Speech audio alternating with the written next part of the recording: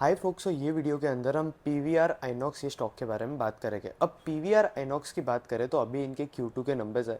Numbers बिल्कुल भी पसंद नहीं आए मुझे। अगर आप पीवीआर आइनॉक्स के नंबर्स देखोगे तो सेल्स के अंदर जो है डीग्रो हो चुका है। अगर आप Q2 FY24 के नंबर्स कंपेयर करोगे और FY25 के नंबर्स, तो सेल के अंदर डीग्रोथ देखने मिला है हमें। एबिटा मार्जिन लगभग हाफ हो चुका है, हाफ से भी थोड़ा ज़्यादा कम या आसपास, उसके आसपास हो चुका है। प्रॉफिट आफ्टर टैक्स जो है इनका एकदम से जाके रिड्यूस हो चुका है, डिवाइड बाय 10 हो चुका है सीधा प्रॉफिट आफ्टर टैक्स। तो अब पीवीआर जैसे बिजनेस की बात करें तो पीवीआर आइनॉक्स बिजनेस क्या रन करता है पहले आप वो समझ लो। पीवीआर आइनॉक्स जो है ये आपकी थिएटर वाली चेन है। जितने भी इंडिया के अंदर पीवीआर आइनॉक्स के जो थिएटर है वो पीवीआर आइनॉक्स जो है वो ओन करके चल रहा है।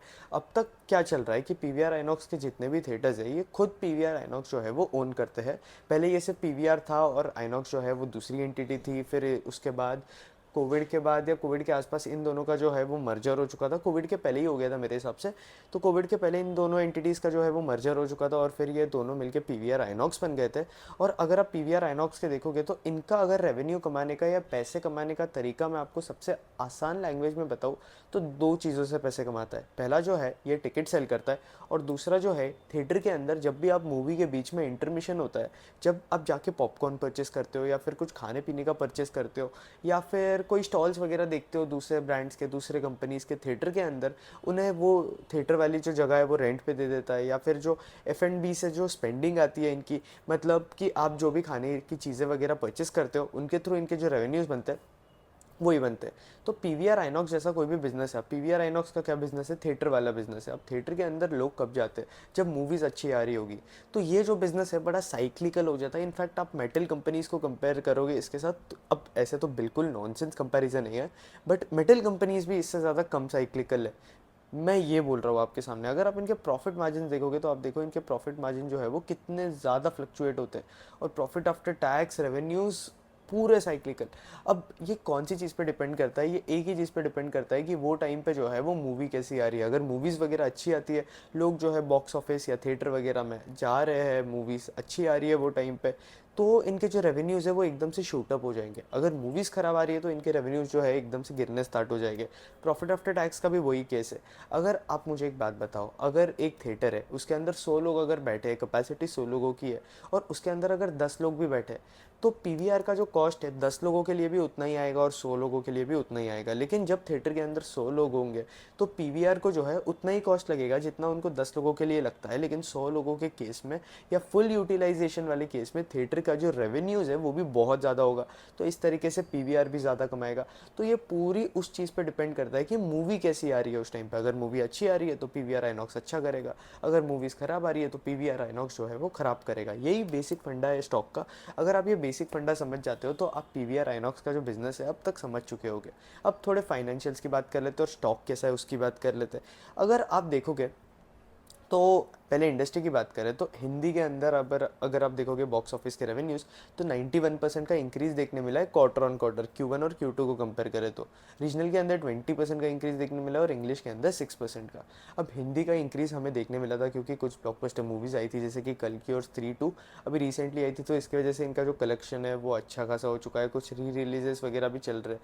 तो वही है कि इनका ये पीवीआर का मैक्सिमम फोकस यही है अपने इन्वेस्टर्स को ये दिखाने में कि भाई अभी आगे आगे ये सारी मूवीज़ आने वाली है, ये सारी मूवीज़ आएगी तो हो सकता है लोग जो है फुटफॉल जो है थिएटर के अंदर इंक्रीज़ हो जाए।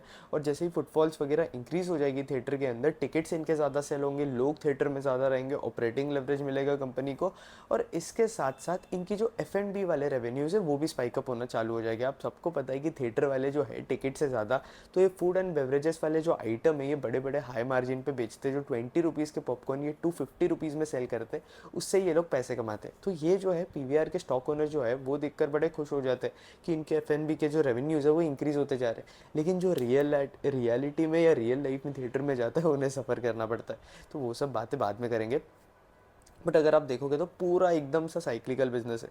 अगर आप फाइनेंशियल्स पे नोटिस करोगे तो इनके रेवेन्यूज़ के अंदर फॉल देखने मिला है। ऑक्यूपेंसी अगर आप नोटिस करोगे तो पहले से जो है ऑक्यूपेंसी, अगर हम Q2 के नंबर्स कंपेयर करोगे, अगर आप H1 को कंपेयर करोगे तो H1 के अंदर जो ऑक्यूपेंसी थी वो 23% थी, Q2 के अंदर 25.7% थी। तो ऑक्यूपेंसी के अंदर पिछली बार से मुझे ऐसा लगता है, हाँ पिछली बार से जो है वो रिडक्शन देखने मिला है। स्क्रीन्स इतनी ज़्यादा ऐड नहीं हुई है, अगर आप एवरेज स्क्रीन देखोगे जितनी इंक्रीज़ हुई है तो वो सिर्फ 2% से जो है इंक्रीज़ हुई है, बिल्कुल भी ज़्यादा नहीं है। अगर आप सेल ऑफ मूवी टिकट्स का कंपैरिजन करोगे तो उसके अंदर रिडक्शन देखने मिला है, फूड एंड बेवरेज के अंदर रिडक्शन देखने मिला है, एडवर्टाइजमेंट इनकम के अंदर रिडक्शन देखने मिला है। एडवर्टाइजमेंट इनकम मतलब क्या कि थिएटर के टाइम पे जब मूवी स्टार्ट होने के पहले कुछ एड्स वगैरह चलती रहती है, तो वो दिखाकर भी पीवीआर आइनॉक्स का जो है वो रेवेन्यू आता है, तो वो एडवर्टाइजमेंट इनकम बोलते हैं। उसके अंदर भी डीग्रोथ हो चुका है। Q2 ओवर Q2 कंपैरिजन कर रहे हैं FY24 और FY25 का। तो ऐसे ओवरऑल अगर आप देखोगे तो टोटल रेवेन्यू जो है वो 18.7% से रिड्यूस हो चुकी है। अब क्यों? क्योंकि मूवीज़ इतनी अच्छी आई नहीं, कुछ एक दो सिलेक्टेड मूवीज़ ही थी जो कि अच्छी आई थी पहले Q2 के अंदर। Q2 FY24 के अंदर वो टाइम पे हो सकता हो कि मूवीज़ बड़ी अच्छी आ रही थी, इस बार कुछ अच्छी आई नहीं है, रेवेन्यूज़ अच्छे रिपोर्ट नहीं हुए, प्रॉफिट जो है प्रॉफिट से कंपनी जो है लॉस के अंदर चले गई है, EPS जो है नेगेटिव हो चुका है कंपनी का।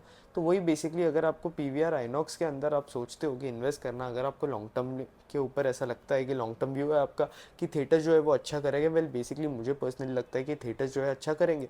अब OTT से पहले जो लोगों को लगता था कि OTT से जो है थिएटर्स के वैल्यूएशन के ऊपर बहुत ज़्यादा डिफरेंस पड़ेगा, क्योंकि लोग जो है पूरा OTT के ऊपर स्विच कर देंगे और आपके थिएटर्स वगैरह में कोई नहीं जाएगा, ऐसे लोगों का एजम्पशन था। लेकिन ये जो एजम्पशन था वो लोगों को कोविड के बाद जो है वो गलत प्रूव हो गया, क्योंकि लोग जो है थिएटर जाना फिर से स्टार्ट कर दिए। बेसिकली थिएटर जो होता है आपका एक एक्सपीरियंस होता है जो आप OTT पे बैठकर टीवी के सामने एक्सपीरियंस नहीं कर सकते हो। तो पीवीआर आइनॉक्स जो स्टॉक्स है वो अच्छा ही परफॉर्म करते रहेंगे ओवरऑल। अगर आप लॉन्ग टर्म पिक्चर देखोगे तो रेवेन्यूज़ वगैरह इनके इंक्रीज़ होते ही रहेंगे, और ये F&B में इतने अच्छे खासे मार्जिन्स रखते हैं, तो उसमें तो ऑब्वियसली इनके रेवेन्यूज़ के अंदर हमें इंक्रीज़ देखने मिलेगा। बस दिक्कत यह है कि आप ऐसी कंपनीज़ को क्वार्टर ऑन क्वार्टर ट्रैक नहीं करना चाहिए। अब क्यों नहीं करना चाहिए? क्योंकि दिक्कत वही है कि एकदम साइक्लिकल है, कोई क्वार्टर में मूवीज़ अच्छी आएगी, किसी में ख़राब आएगी, किसी में ओके आएगी, किसी में ब्लॉकबस्टर आएगी, तो रेवेन्यूज़ एकदम फ्लक्चुएटिंग होते रहेंगे। मुझे पर्सनली मेरा टेक पूछो तो मुझे ऐसे जो बिजनेसेस होते हैं पीवीआर आइनॉक्स जैसे, मुझे नहीं पसंद, मुझे इतना अट्रैक्टिव नहीं लगते। एकदम ज़्यादा साइक्लिकल है, डिपेंड करेगा कि मूवी कैसी आ रही है, अच्छी आएगी तो चलेगा, रेवेन्यूज़ आएंगे थिएटर के पास, मूवी ख़राब आएगी तो लोग इग्नोर करेंगे, ज़्यादा कंसिडर नहीं करेंगे। तो मुझे ऐसे बिजनेसेस नहीं पसंद, मुझे जो है कंसिस्टेंट परफॉर्मर पसंद है, जो कि मुझे पर्सनली पसंद आते हैं। ऐसे जो साइक्लिकल बिजनेस होते हैं मैं उन्हें कंसिडर नहीं करता, क्योंकि मुझे ऐसे पर्सनली लगता है कि ये मेरी एक्सपर्टीज़ नहीं है। और फिर उसके बाद अगर आप नोटिस करोगे तो भाई कोई नहीं बता सकता है। अब इन्होंने मूवीज़ की लिस्ट दे दी है कि इतने टाइम बाद ये मूवीज़ आएगी, थिएटर के अंदर हो सकता है कि फुटफॉल्स इंक्रीज़ हो जाए। क्या पता अगर ये मूवीज़ के अंदर मैक्सिमम मूवीज़ जो है वो फ्लॉप हो जाए या कोई हिट हो जाए, ये हमें पता नहीं होता। तो ये रिस्क जो है हम ले नहीं सकते, एक्सपेक्टेशन लगाकर नहीं कर सकते। तो इसलिए मुझे पर्सनली अगर आप पीवीआर आइनॉक्स का देखोगे बिजनेस, तो मुझे इनका बिजनेस बड़ा पसंद है। हाई मार्जिन वाला बिजनेस है, बट एकदम ज़्यादा साइक्लिकल है और एकदम ज़्यादा फ्लक्चुएटिंग मार्जिन है। कंप्लीट इसका जो सीन है वो मूवीज़ पे डिपेंड करता है। तो पीवीआर आइनॉक्स के बारे में बस हम इतना ही रखेंगे, इसके ऊपर कुछ बोल ही नहीं सकते हम पीवीआर आइनॉक्स के बारे में। इस वीडियो को बस हम इतना ही रखते हैं। अगर आपको वीडियो अच्छा लगा तो लाइक कर देना। ये था पीवीआर आइनॉक्स का जो है Q2 अपडेट मैंने आपको बता दिया। इसके साथ साथ इसकी पूरी जो बिजनेस स्टोरी है, पीवीआर का बिजनेस मॉडल क्या है, कैसे पीवीआर जो है वो पैसे कमाता है, वो भी मैंने आपको बता दिया ये वीडियो के अंदर। तो होपफुली आप पीवीआर आइनॉक्स का जो पूरा मॉडल है वो समझ चुके होंगे, और हमने इनके Q2 के नंबर्स भी डिस्कस कर लिया। अगर आपको वीडियो अच्छा लगा तो लाइक कर देना, कंटेंट अच्छा लगा तो चैनल सब्सक्राइब कर देना, और बाकी और दूसरे कंपनीज़ के भी जो है Q2 अपडेट्स आ रहे तो उनके बारे में भी वीडियो बना रहा हूँ, मैं कवर कर रहा हूँ हर रोज़। टारगेट तो यही है कि 2 से 3 कंपनीज जो है वो वीडियो बनाकर कवर कर लो, बट मैक्सिमम 2 ही हो रही है आजकल तो। बट देखते हैं, ट्रायल टारगेट तो वही है कि 3 होती ही रहे कम से कम। और फिर उसके बाद बात करें तो अगर आप चाहते हो कि मैं कोई और कंपनी के Q2 अपडेट जो है वो कवर कर दूँ, इसके साथ साथ आप चाहते हो कि मैं कोई और कंपनी का जो है एनालिसिस लेके आऊँ, तो कमेंट सेक्शन के अंदर कंपनी का नाम लिख देना, उसका भी एनालिसिस बनाने की पूरी कोशिश करेंगे 1 हफ्ते के अंदर। तो that's it, thank you for watching, like share subscribe.